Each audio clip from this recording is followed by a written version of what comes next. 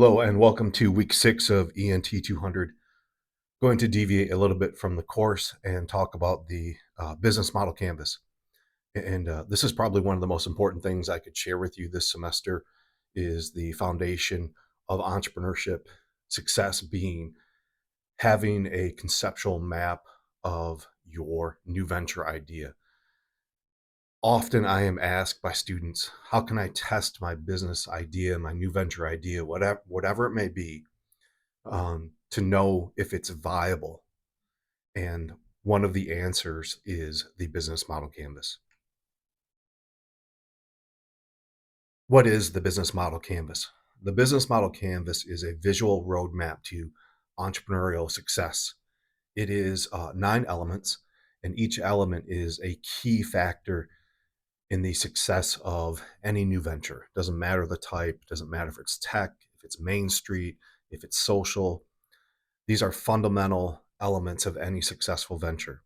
It all starts here in the middle with value proposition. So, value proposition is the problem that you've identified and your solution.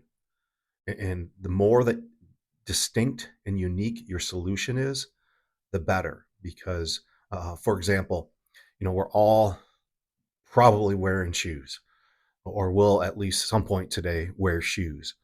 Why did you choose the shoes that you're wearing out of the hundreds of others that are available? What made that pair of shoes uniquely different such that you would purchase them? That's a value proposition. So now we don't have a problem unless we first identify customer. And so, who is your customer segment? That's probably the second most important um, item. Actually, it's where it all starts. And you want your customer to be as specific as possible. We all like to think that our ideas would, you know, appeal to everyone. But with a new venture, you have limited spend, meaning limited capital to market and promote.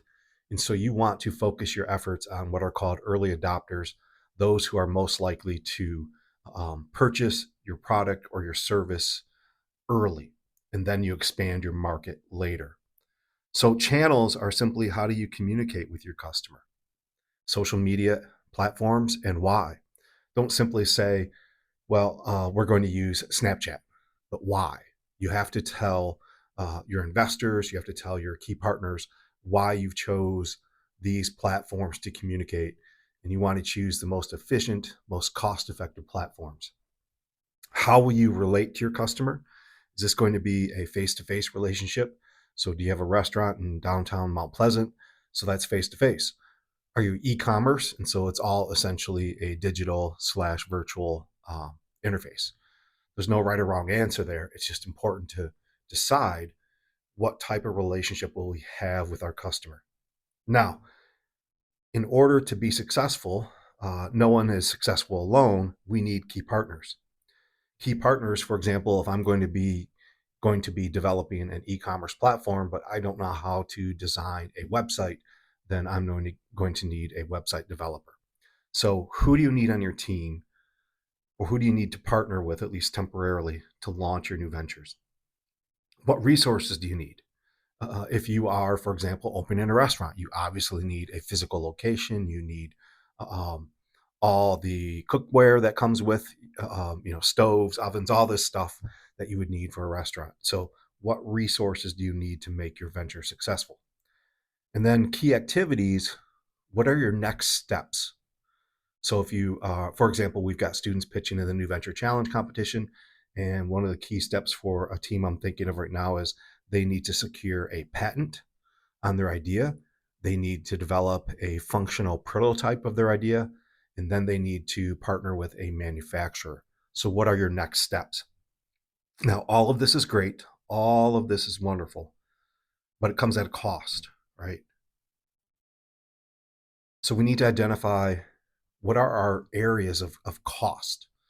So if I'm developing an e-commerce platform, developing a truly professional, functioning, reliable e-commerce platform, website with a cart, checkout system, all of that, and it's really got to be professional.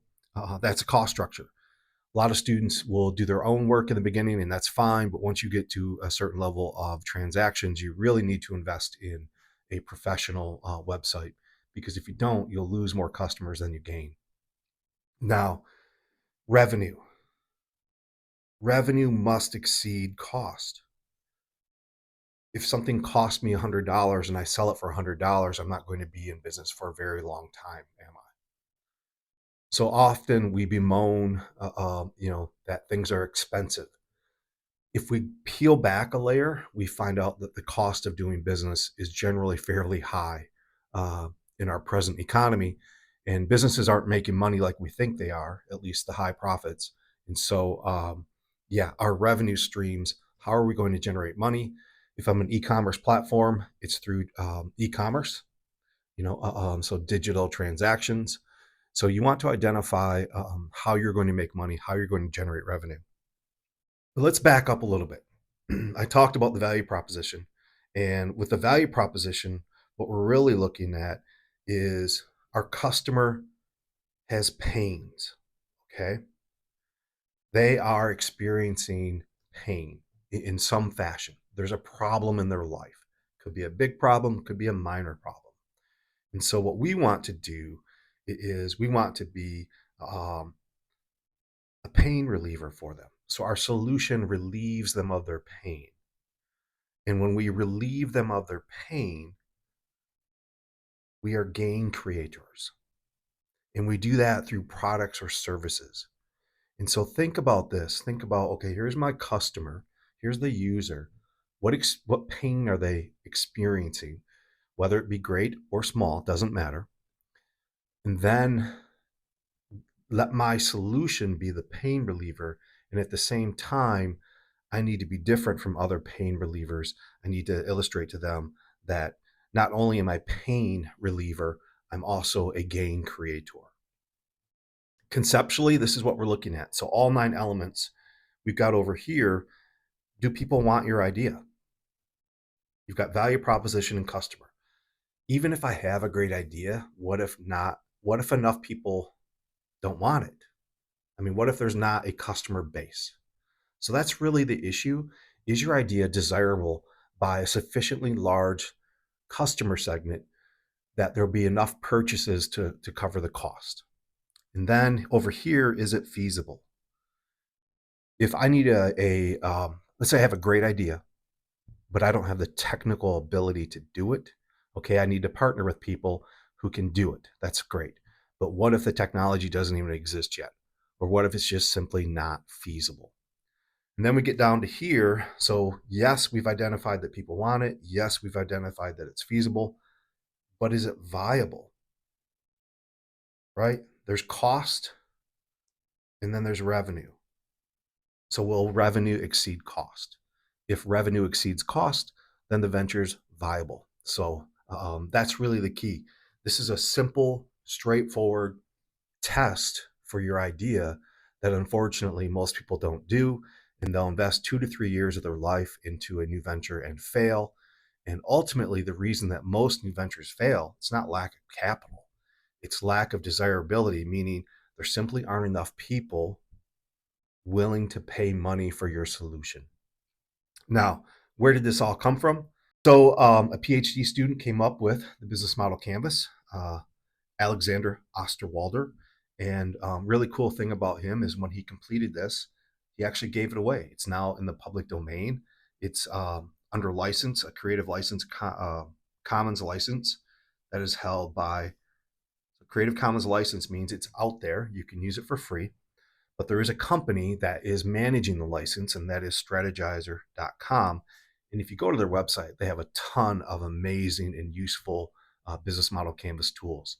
So I encourage you all to go there and sign up for free. You don't need to pay for anything. Strategizer.com.